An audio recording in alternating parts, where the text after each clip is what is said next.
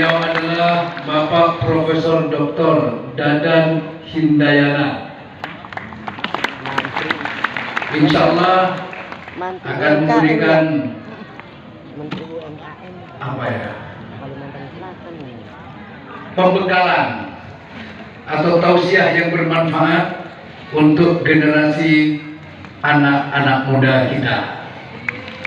Mudah-mudahan disampaikan beliau bermanfaat bagi kita semua. Dan kebetulan Abah juga dapat bagian untuk jadi dapur BGN, Badan Gizi Nasional itu, Abah. Makan gizi gratis. Diizinkan beliau memberikan sambutan. Izinkan. Seperti belum kenal, dan biar kenal. Nah, cuma beliau selesai memberi sambutan, beliau langsung balik kanan karena masih ada acara. Sebenarnya ini luar biasa, di sela-sela padat habis ketemuan dengan Pak Presiden masih menyempatkan waktu untuk bertatap bermawajah dengan jamaah.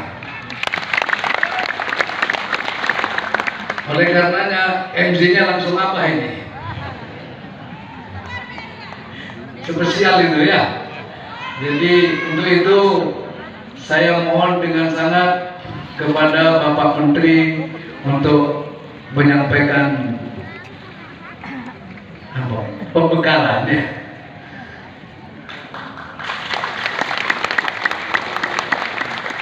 Awan sini tapi Bapak.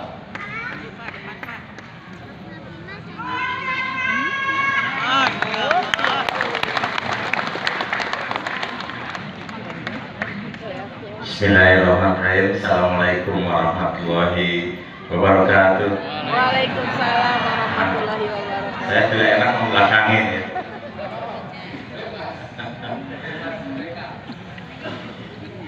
Alhamdulillahirrahmanirrahim.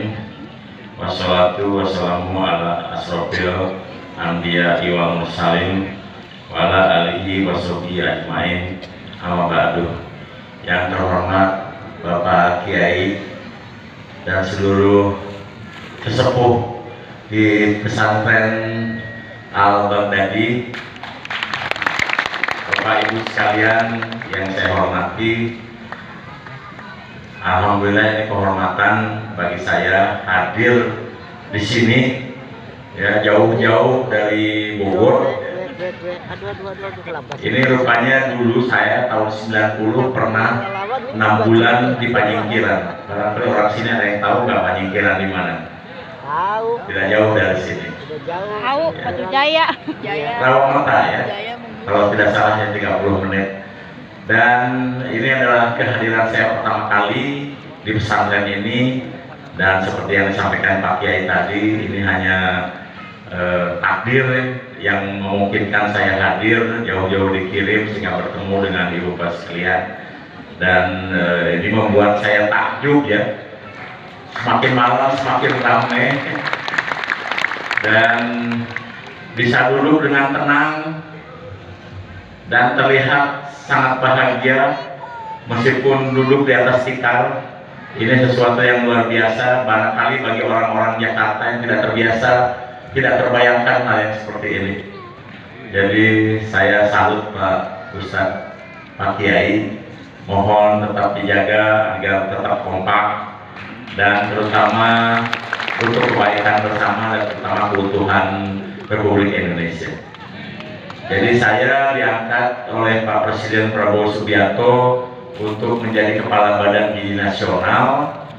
Saya perkenalkan, nama saya Dadan Hindayana. Saya lahir di Garut, ya, 58 tahun yang lalu. Tapi besar di Raja Mandala. Ada yang tahu Raja Mandala? Daerah Bandung Barat. Dan kemudian sekolah di Raja Mandala, Cipatat, kemudian ke SMA Cimin di Bandung, dan kemudian meneruskan kuliah tahun 86 di Institut Pertanian Bogor sampai selesai tahun 90, dan kemudian bekerja 6 bulan di Rawamerta itu di Panyingkiran.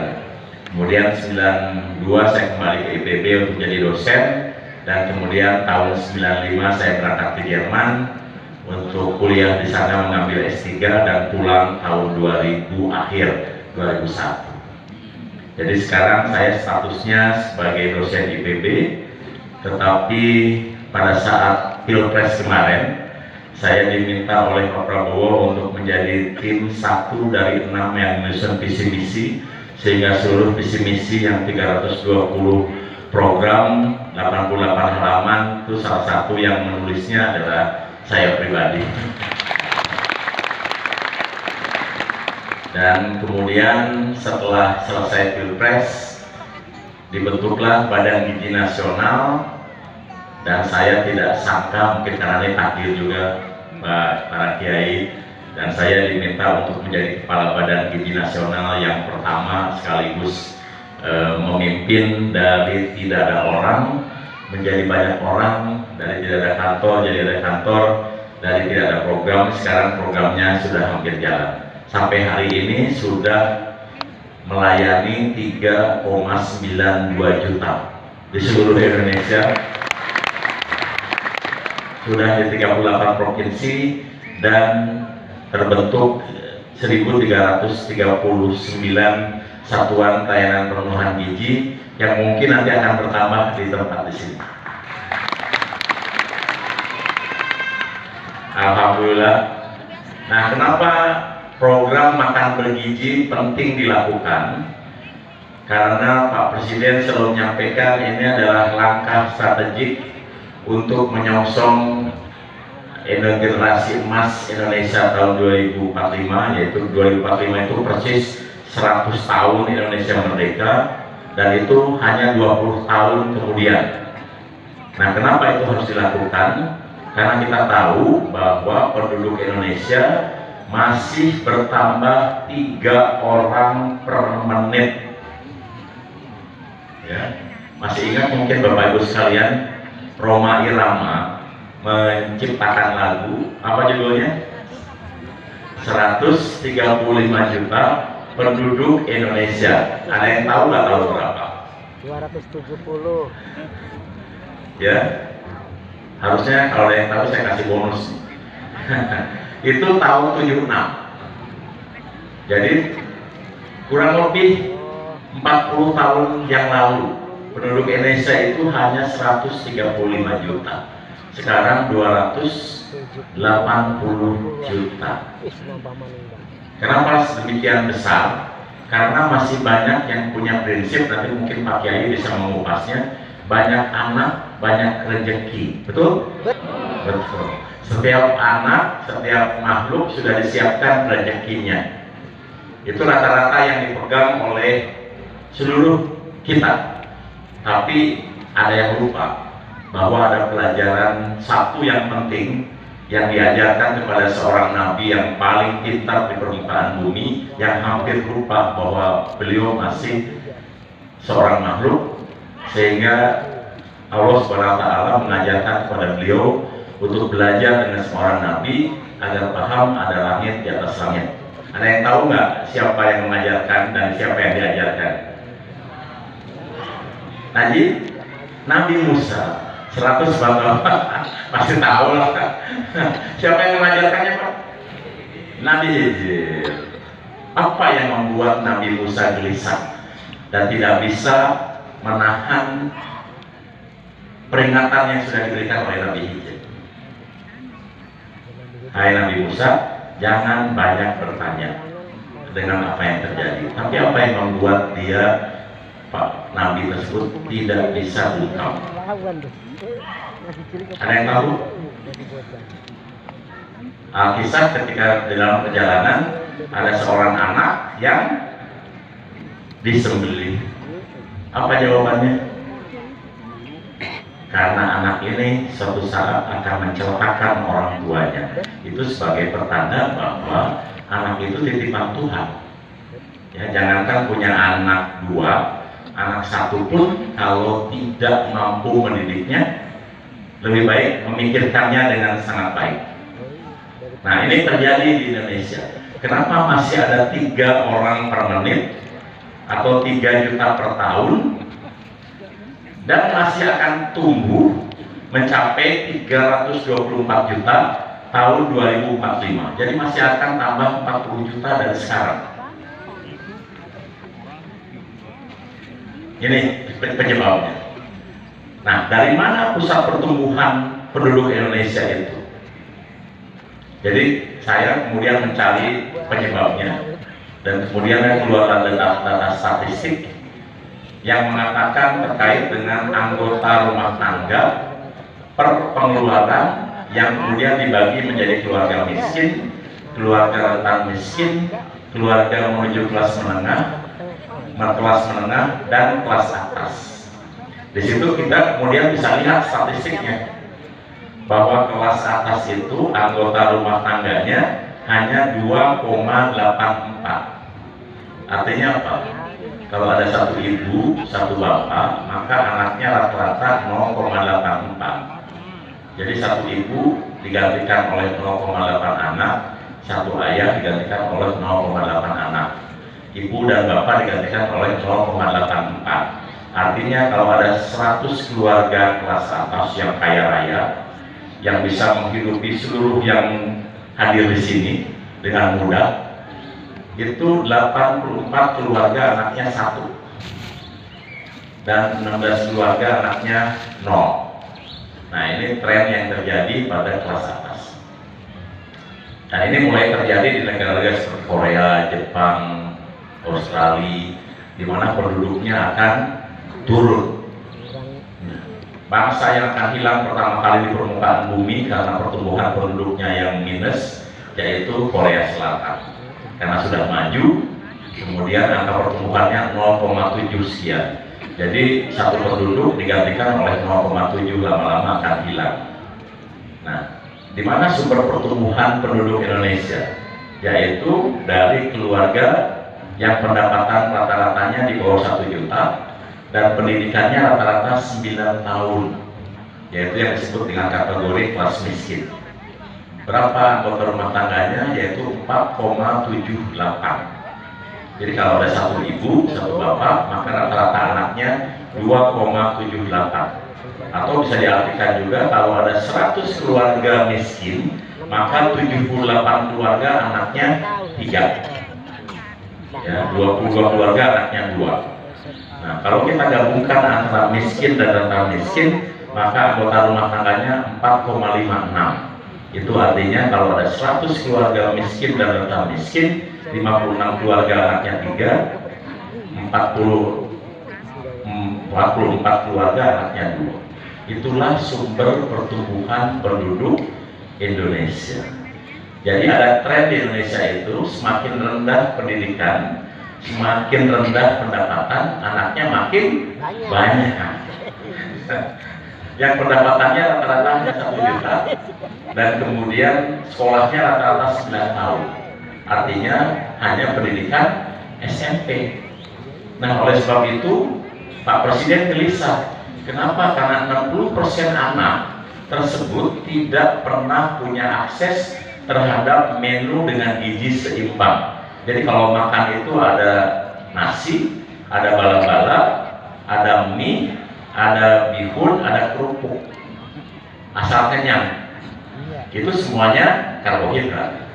Ya, tidak ada proteinnya, tidak ada seratnya, tidak ada buahnya, bahkan susu. Karena 60% dari kelompok itu tidak pernah minum susu.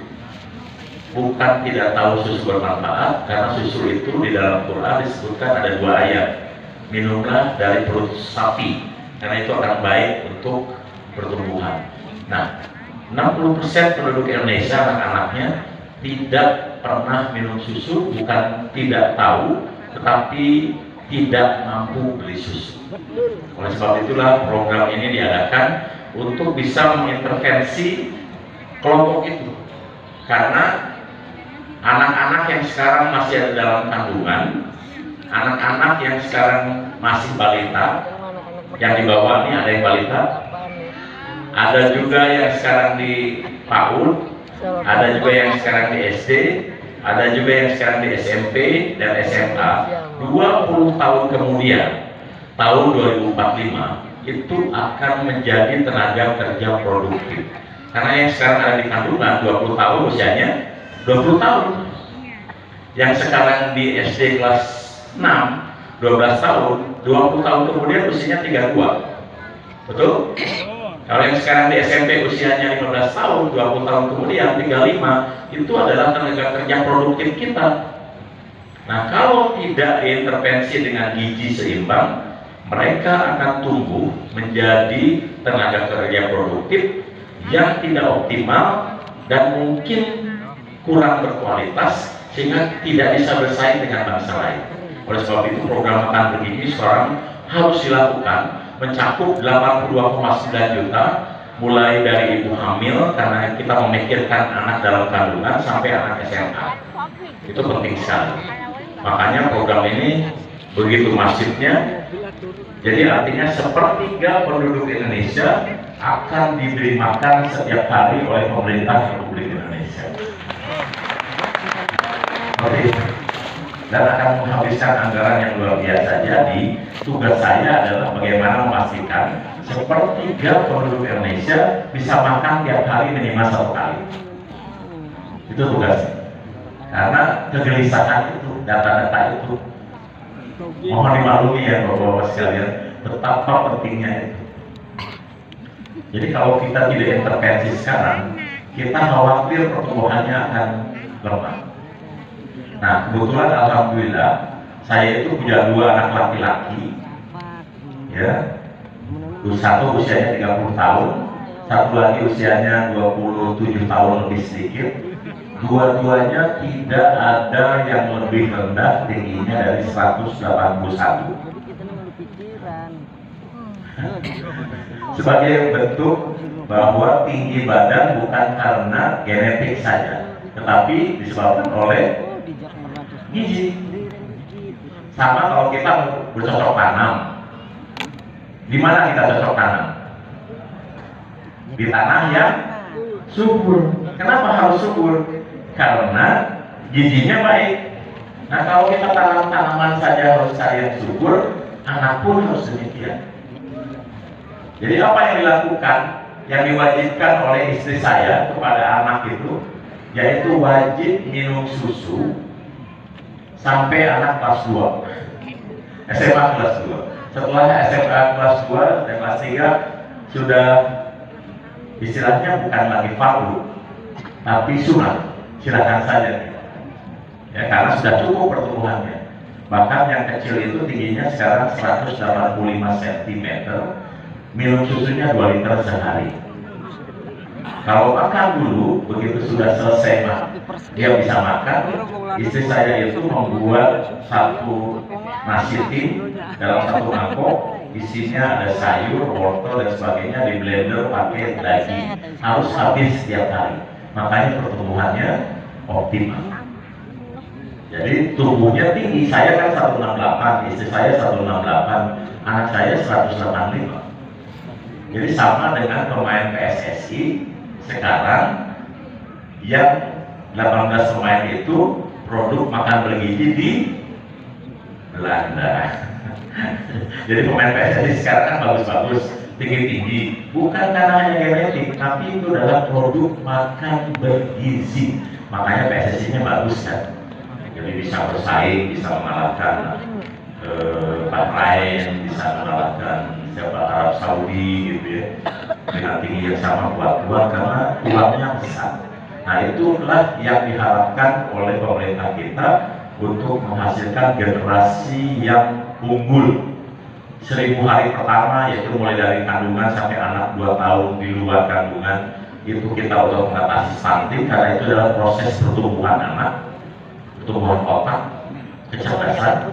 Tetapi penting juga ketika kita mengintervensi ketika anak tumbuh untuk pertumbuhan fisik dari usia 8 sampai 18 tahun.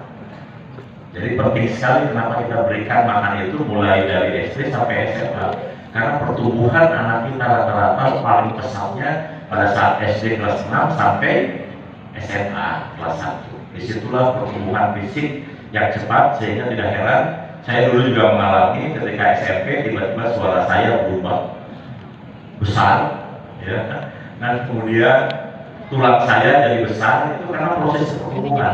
Kalau dalam proses pertumbuhan itu kita tidak intervensi dengan gigi yang seimbang, maka dia akan tumbuhnya tidak optimal. Jadi Bapak Ibu sekalian, mungkin yang punya anak laki dan perempuan bisa lihat di rumah, ketika anak SD kelas 6, rata-rata anak wanita akan terlihat lebih besar dibandingkan anak laki-laki. Karena anak wanita tumbuh lebih cepat dibandingkan laki-laki, 2 tahun lebih cepat. Jadi kalau lihat film-film, ya suka nonton film nggak? Mengingat masa muda, masa anak-anak, bertemu lagi pada saat dewasa, di dalam bayangannya itu pasti wanitanya lebih besar dibandingkan anak laki-laki. Karena pada saat kecil itu wanita tumbuh lebih cepat. Nanti ketika SMP, malulah laki-laki tumbuh dan biasanya tumbuh lebih besar dibandingkan wanita. Kecuali kalau wanitanya juga memiliki gigi yang baik. Seperti itu. Jadi itulah program kita lakukan karena pentingnya kita menghasilkan generasi yang cerdas. Karena kita mengintervensi pada saat 1000 hari pertama, tapi juga kita intervensi pada saat pertumbuhan untuk menghasilkan fisik yang kuat dan tubuh tinggi. Jadi yang kita ingin hasilkan adalah generasi yang cerdas dan tubuh tinggi. Kemudian nanti datang ke pesantren ini diisi dengan rohani, cerdas, tinggi, pinter, tapi juga beriman. Gitu ya Pak Kiai ya. Jadi semuanya dipadukan gitu. Nanti setelah tumbuh dikirimlah ke pesantren, dan pesantren itu termasuk salah satu target untuk program makan bergizi. Karena di Indonesia ada 5 juta santri, ada 30.000 pesantren, jadi semuanya harus punya satuan pelayanan pemenuhan gizi di pesantren itu. Jadi akan ada kurang lebih 5 juta dibagi 3.000. Itulah satuan pelayanan yang akan ada di pesantren-pesantren, karena itu termasuk yang harus diberi makan bergizi. Kita sudah kontrol beberapa pesantren, ada di Garut, ada di Cirebon, ada di Jawa Tengah, Jawa Timur, Malang. Rata-rata sudah punya dapur, tapi mohon dimaklumi dapurnya harus kita upgrade karena biasanya apa adanya. Masak pun paling cuma masak nasi sama bala-bala. Sementara yang kita sajikan adalah ada nasi, ada lauknya, protein, ada sayurnya, ada buahnya, ada susunya. Itu yang kita berikan setiap hari. Itulah program yang diamanatkan ke saya untuk memberi makan sepertiga penduduk Indonesia setiap hari, dan kita sudah diberi target oleh Pak Presiden untuk mempercepat sehingga kita usahakan di akhir November atau awal Desember 82,9 juta itu sudah bisa menerima manfaat makan bergizi, sehingga akan dihasilkan generasi yang cerdas, kemudian tubuh optimal, dan nanti kita kirim ke pesantren-pesantren untuk mendapatkan siraman rohani supaya juga bertingkah laku yang sopan, baik, dan kemudian taat beribadah. Saya kira itu ya yang bisa saya sampaikan. Takut terlalu lama nanti Pak Kiai nanti bosan. Tapi itu adalah investasi terbesar pemerintah Republik Indonesia terhadap SDM masa depan kita. Jadi kalau ini sudah jalan, uangnya besar sekali yang akan dikeluarkan, dan siapakah yang akan diuntungkan dengan program ini? Satu, rakyatnya akan diberi makan makanan bergizi. Yang kedua, nanti di setiap satuan pelayanan itu dibutuhkan 50 orang yang bekerja. Dan rata-rata yang bekerja di satuan pelayanan itu adalah ibu-ibu yang biasa masak, yang usianya antara 35 sampai 50, yang tidak bisa bekerja di mana-mana, kemudian bisa kerja di satuan pelayanan. Jadi kalau nanti ada 30.000 satuan pelayanan pemenuhan gizi atau di dapur, maka akan ada 1,5 juta tenaga kerja yang bisa diserap, dan kalau bisa itu adalah penduduk lokal. Nah kemudian ketika kita masak, ibu-ibu tahu ya, yang harus dimasak butuh apa? Butuh bahan baku. Jadi untuk melayani 3.000 setiap hari itu butuh 200 kg beras, butuh 3.000 telur sekali masak, Kalau kita menginginkan ada 3.000 telur, berapa ayam yang harus ada? Ada yang tahu nggak? Bukan 3.000, karena satu ayam itu tidak meletakkan telur satu, tetapi 0,8 telur. Jadi 2 hari sekali dia meletakkan telur. Jadi untuk menghasilkan 3.000 telur butuh ayam 4.000, gitu. Butuh ayam 350 kg. Kalau 1 kilogramnya satu ayam, maka setiap kali masak butuh 350 kg 30 ayam. Dari mana tuh? Ini adalah seluruhnya peluang usaha yang bisa dilakukan oleh masyarakat di sekitar Satuan Pelayanan Perumahan Gizi. Nanti Pak Kiai di sekitar sini kalau ada dapur SPG, berarti kan harus ada yang bisa berternak ayam petelur, harus ada yang bisa memelihara ayam daging. Butuh juga 300 kg sayur setiap hari. Berapa banyak tuh? Jadi saya bayangkan kalau Senin tanam kangkung dipanen 300 kg, berarti kan harus tanam berapa petak? Nanti bisa direncanakan. Gak mungkin besoknya makan kangkung lagi, tapi harus makan bayam. Artinya Senin nanam kangkung, Selasa nanam bayam, kemudian Rabu nanam cesin, Kamis nanam terong, kemudian Jumat nanam brokoli. Nah itu harus ditanam sebanyak 300 kg yang bisa dipanen untuk dimasak setiap hari.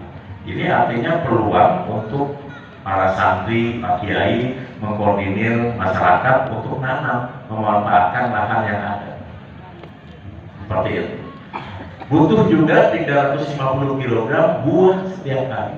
Di Bogor ini sekarang buah-buah lokal seperti misalnya pisang itu yang biasanya tidak laku sekarang laku. Kenapa? Karena dibeli oleh Badan Gizi untuk diberikan kepada anak-anak setiap hari. Jadi ini senang sekali para petani.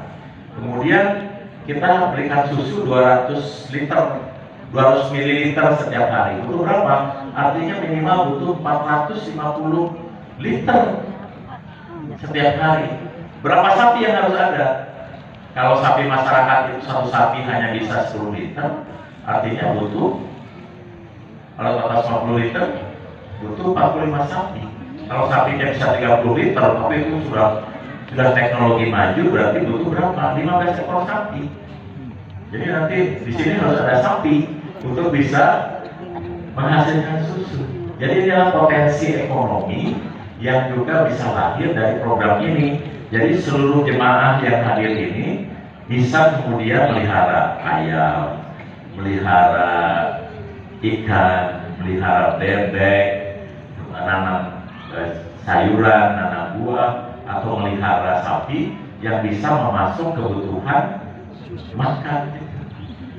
Karena yang kita berikan sekarang adalah market baru atau pasar baru, karena belum pernah ada. 82,9 juta itu artinya market baru atau pasar baru yang bisa menumbuhkan produktivitas wilayah.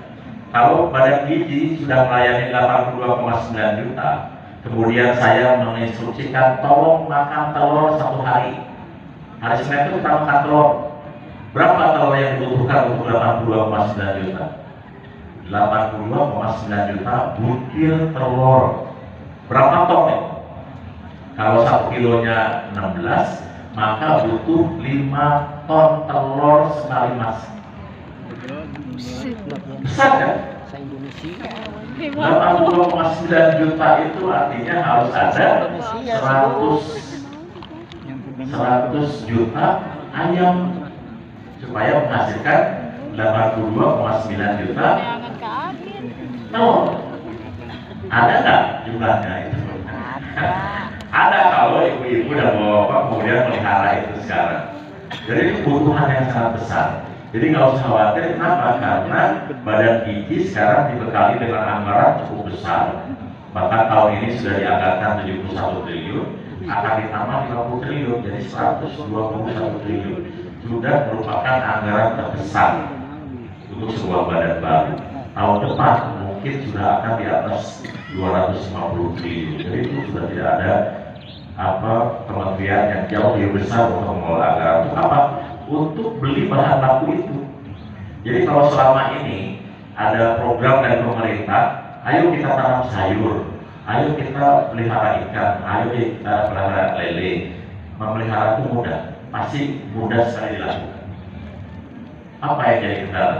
Tidak ada yang beli, makanya kemudian orang kapok melakukan budidaya tanaman. Nah sekarang dengan hadirnya Badan Gizi, semua itu akan dibeli oleh satuan pelayanan pemenuhan gizi di wilayah masing-masing. Dan kita harapkan bahwa itu akan meningkatkan lapangan pekerja untuk masing-masing wilayah, produktivitas wilayah dengan melihara ayam, petelur, ayam pedaging, nanam sayur, nanam buah, melihara sapi dan lain-lain. Itu kita yang harapkan seperti itu.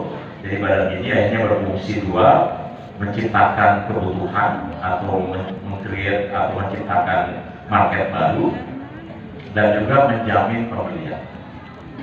Jadi kalau Abah ini nanti sudah punya dapur di sini, maka Abah akan terima uang 10 miliar per tahun.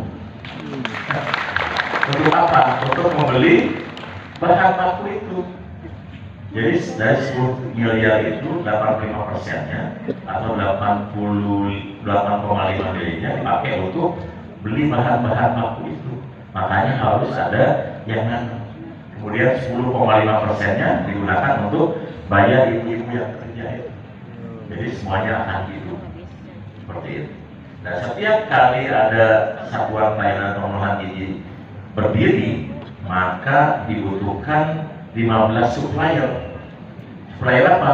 Supplier telur, supplier daging, supplier sayur, buah, beras, bumbu, termasuk minyak jelatanya. Karena untuk goreng kan banyak minyak jelantah besar. Nah, minyak jelantah itu dikumpulkan oleh para pengumpul, kemudian diekspor. Untuk apa? Dan dihargai lebih mahal dibandingkan minyak yang belum dimasaknya. Untuk apa? Untuk biofuel atau untuk bahan bakar pesawat terbang. Gitu ya. Bahkan di Klaten itu para pemuda yang tadinya sering nongkrong sekarang menjadi giat untuk mengumpulkan sampah-sampah organiknya dari sekolah-sekolah dari satuan pelayanan untuk dikirim ke kebun-kebun sehingga sampahnya pun berguna. Seperti itu. Jadi ini adalah kegiatan untuk investasi SDM masa depan. Karena tadi karena pertumbuhan penduduk Indonesia rata-rata lahir dari yang pendapatannya rendah dan SDM sekolahnya rendah, diintervensi, tapi yang dibutuhkan adalah ekonomi masyarakat. Saya kira itu yang ingin saya sampaikan. Terima kasih atas undangannya. Ini kehormatan bagi saya. Mudah-mudahan berkah bagi semua. Dan marilah sukseskan program ini karena ini untuk menyongsong Indonesia masa depan agar negara kita bisa bersaing dengan negara lain dengan menghasilkan SDM yang sangat berkualitas dan ekonominya pun akan tumbuh karena besar sekali anggaran yang bisa cair dan kemudian bisa meningkatkan pendapatan dari semua. Terima kasih. Mudah-mudahan bermanfaat dan mudah-mudahan kita bertemu lagi. Mungkin bisa saja nanti setelah ini banyak yang tertarik untuk yang punya rumah kosong daripada nganggur diubah menjadi satuan pelayanan pemenuhan gizi, ya kan? Atau ada yang punya tanah